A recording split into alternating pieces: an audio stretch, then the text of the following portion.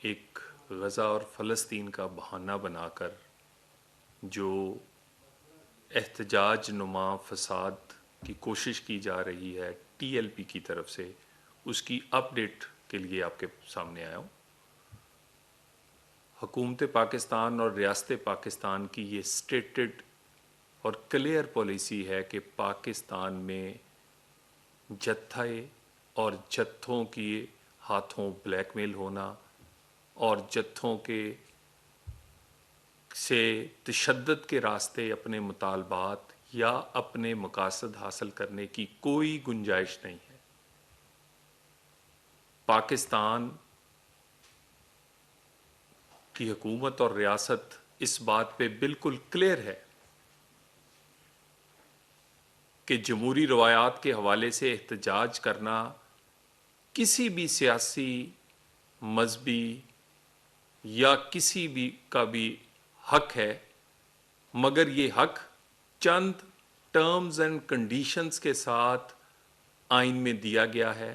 یہ حق بغیر انکنڈیشنل نہیں ہے، تو اس حق کو جو بھی استعمال کرے گا احتجاج کے، وہ چند ٹرمز اینڈ کنڈیشن کے تحت استعمال کرے گا۔ ٹی ایل پی کا احتجاج اور جتھا جن کا ماضی گواہ ہے کہ انہوں نے احتجاج میں بھی جتھے لیا کر سیکورٹی فورسز پر، سول اور قومی املاک پر نہ صرف حملے کیے بلکہ ان حملوں میں بہت سارے لوگ اپنی جان سے گئے، سیکورٹی فورسز کے لوگ شہید ہوئے، اور پاکستان کے امیج کے ساتھ ساتھ لوگوں کے ذاتی املاک کو نقصان پہنچتا رہا۔ تو جتھوں کی سیاست اور جتھوں سے اپنے مطالبات منوانا یا اپنے مقاصد حاصل کرنے کی اب پاکستان میں کوئی گنجائش نہیں ہے۔ یہ احتجاج فلسطین اور غزہ کے نام پہ کیا جا رہا ہے۔ یہ واحد دنیا میں اس وقت احتجاج ہے جو فلسطین اور غزہ کے نام پہ ہو رہا ہے۔ پوری دنیا میں جن لوگوں نے غزہ کے لیے آواز اٹھائی ہے وہ آج مٹھائیاں بانٹ رہے ہیں، خوش ہیں، جھوم رہے ہیں۔ فلسطینیوں نے سجدہ شکر ادا کیا ہے کہ ان کو امن ملا ہے، اپنا وطن ملا ہے، دوبارہ سے آباد کرنے کا موقع ملا ہے، اور اس کے لیے جو کوششیں پاکستان سمیت اسلامی ممالک اور دیگر ممالک نے کی ہیں، وہ تمام بھی اس بات پہ خوش ہیں کہ آخر کار ایک بہت بڑے المیے کے بعد ایک امن اور فلسطین کو اس کے حق ملنے کی امید پیدا ہوئی ہے۔ اگر غزہ کے لوگ، فلسطینی، حماس، اس کے تمام سٹیک ہولڈرز خوش ہیں، اور خوش اس لیے ہیں کہ ان کو وہ معاہدہ انہوں نے کیا ہے جس سے نہ صرف فلسطین اور غزہ کے لوگوں کو حق ملا ہے بلکہ ایک دفعہ پھر جو جارے تھا، جو ظلم کر رہا تھا، اس کو پسپا ہونا پڑا ہے اسرائیل کو، اس وجہ سے کہ پوری دنیا میں آواز گونجی ہے، اور پاکستان ان ممالک میں اور وزیر اعظم پاکستان ان میں سے ایک ہیں کہ جب کوئی نہیں بولتا تھا تو پاکستان اور وزیر اعظم پاکستان بولتے تھے۔ پاکستان کی ریاست کی اسٹیٹڈ پالیسی ہے قائد اعظم سے لے کر اب تک، اسی پالیسی پر عمل کرتے ہوئے اس معاہدے میں بھی اپنا پورا رول پلے کیا ہے، اور الحمدللہ آج ہم کسی حد تک مطمئن ہیں کہ ہم نے اپنے بھائیوں کا حق کسی حد تک ادا کیا ہے اور آئندہ بھی کرتے رہیں گے۔ غزہ اور فلسطین کے اس مسئلے کے حل کے بعد یہ احتجاج کی وجہ کیا ہے؟ یہ شاید سب سے بڑی سوچنے کی وجہ ہے کہ مسئلہ جس کا حل ہو چکا، اس حل کے ہونے پر فریقین، جو کہ سب سے بڑا فریق غزہ کے لوگ اور فلسطینی تھے، وہ خوش ہیں، وہ مطمئن ہیں، اس کے باوجود احتجاج ان کے نام پر کیوں ہو رہا ہے؟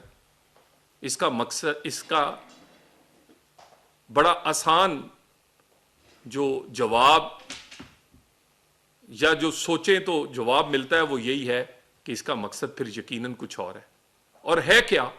اس کا آغاز پچھلے 2 دن سے لاہور میں ان کے مرکز اور انفارچونیٹلی مسجد کو سیاسی دفتر بنا کر اپنے ذاتی مقاصد کے لیے مسجد کے پیچھے چھپ کے اور اس کے اندر سے ایسے کام کیے گئے جنہوں نے مسجد کا تقدس ہو. اور حضور نبی کریم صلی اللہ علیہ وآلہ وسلم کی سنت کا نام لینے والوں نے، میں میڈیا کو فوٹیج وہ دے رہا ہوں کہ جس میں ڈنڈے، کیلوں والے ڈنڈے، کیمیکل، شیشے کی گولیاں اور ٹینس بال، جتنی بال ہے اس کے ارد گرد تمام نکیلے کیل ہیں، اس کو ایک غلیل نما چیزوں سے داغا جاتا ہے پولیس پہ. 1 درجن سے زائد پولیس اہلکار اور رینجرز کے اہلکار زخمی ہیں. یہ جتھا جس کی تعداد 2000 سے زائد نہیں ہے، یہ وہاں سے نکلا ہے اپنے مرکزی دفتر سمنا آباد سے، اور وہاں سے بند روڈ سے ہوتے ہوئے یہ راوی روڈ کی طرف جا رہے ہیں. یہ اس لیے نکلنے میں کامیاب ہوئے ہیں کیونکہ پولیس اور حکومت نے یہ ان پر طاقت کا استعمال نہیں کیا. ان کو سمجھانے کے لیے، ان کو بتانے کے لیے وہاں پر کچھ رکاوٹیں لگائی گئیں، مگر طاقت کا استعمال نہیں کیا گیا. نہیں تو کیا مجال تھی اس 2000 کی کہ یہ پاکستان کی سیکورٹی فورسز خصوصاً لاہور پولیس اگر روکنا چاہتی تو یہ روک نہ پاتے. لیکن پھر وہی راستہ اپنانا پڑتا جو مظاہرین کر رہے ہیں. لوگوں کو تو ویڈیوز دکھائی جا رہی ہیں لبیک یا رسول اللہ کا نعرہ لگانے والے، لیکن وہ ویڈیوز ہم آپ کو دیں گے کہ اس کے پیچھے چھپ کے کیلوں والے ڈنڈے، ربڑ اور شیشے کی گولیاں اور ٹینس بال کے کیل لگی ہوئی ٹینس بال جتنی بڑی گولے جو ہیں وہ پولیس پر داغے گئے ہیں، جس سے 1 درجن پولیس اور رینجرز اہلکار زخمی ہوئے ہیں. جتنی پولیس وہاں پر اور باقی لا انفورسمنٹ ڈپیوٹڈ ہے، ان کے سوائے اینٹی رائٹ کے سامان کے کوئی ہتھیار نہیں ہے. ایون وہاں جو D I G us operation یا اس کی نگرانی کر رہے ہیں، ان کے اپنے گن مینوں کے پاس بھی کوئی ایسا ہتھیار نہیں تھا. پرسوں کل یہ جو 1 رات پہلے گزری ہے، جب انہوں نے شور مچایا ہمارے لوگ زخمی ہوئے ہیں، اس وقت بھی انہوں نے ہوائی فائرنگ سمیت فائرنگ کی ہے. اس کی بھی فوٹیج اور سی سی ٹی وی کیمراز کی موجود ہے. اور اس کے ساتھ جو سیف سٹی ہے اس کے کیمرے پہلے توڑے ہیں، اس کے توڑنے کی فوٹیج بھی ہے. بھئی اگر آپ کے ہاتھوں میں کیل نہیں، ڈنڈے نہیں، بندوقیں نہیں، آپ پرامن ہیں، اینٹیں نہیں، تو پھر آپ نے سیف سٹی کے کیمرے کیوں توڑے؟ تاکہ حملہ کرتے ہوئے پتہ نہ چلے. اور اس کے بعد کہا گیا کہ لوگوں کی ہلاکت ہوئی ہے. ہلاکت ہو تو ڈیڈ باڈی ہوتی ہے، لواحقین ہوتے ہیں. یہ سب کچھ لوگوں کو بھڑکانے کے لیے، اور اگر کچھ ہوا ہے تو فائرنگ، تشدد کا استعمال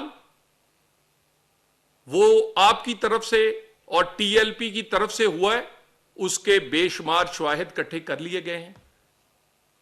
ابھی بھی کوشش کی جا رہی ہے کہ طاقت کے منیمم استعمال یا بغیر طاقت کے استعمال کیے گئے چند 100 ورگلائے گئے نوجوانوں کو اور دوسرے لوگوں کو وہاں روکا جائے، اور روک لیا جائے گا. حکومت وقت کے لیے کوئی 2000 آدمی کے قریب یہ جو لوگ ہیں ان کو روکنا مسئلہ نہیں ہے، لیکن طاقت کا منیمم استعمال کا فیصلہ کیا گیا ہے. وفاقی حکومت لگاتار صوبوں سے رابطے پہ ہیں. صوبائی حکومتوں نے ان عناصر پر جنہوں نے امن و امان کو ہاتھ میں لینے کی کوشش کی ہے ان پہ بہت سو کو گرفتار بھی کیا ہے. وہ لوگ بھی گرفتار ہوئے ہیں جن کے ویڈیو میسج اور اعترافی بیان موجود ہیں کہ ان لوگوں نے یہ ڈنڈے، کیل، شیشے کی گولیاں، کیمیکل، نمک اور ماسک، یہ سوشل میڈیا پہ آپ کو عام ویڈیو ملیں گی، وہ ماسک جو سیکورٹی فورسز کے پاس ہوتے ہیں وہ آپ کے پاس کہاں سے آئے؟ وہ گرفتار ہوئے اور انہی کی نشاندہیوں پہ اور ان کے واٹس ایپ گروپس کے ملنے والے میسجوں کی نشاندہی پہ کئی لوگ گرفتار ہوئے ہیں جن کے اعترافی بیان موجود ہیں کہ وہ تشدد اور کس طرح تشدد کیا جائے گا اس کے ثبوت موجود ہیں.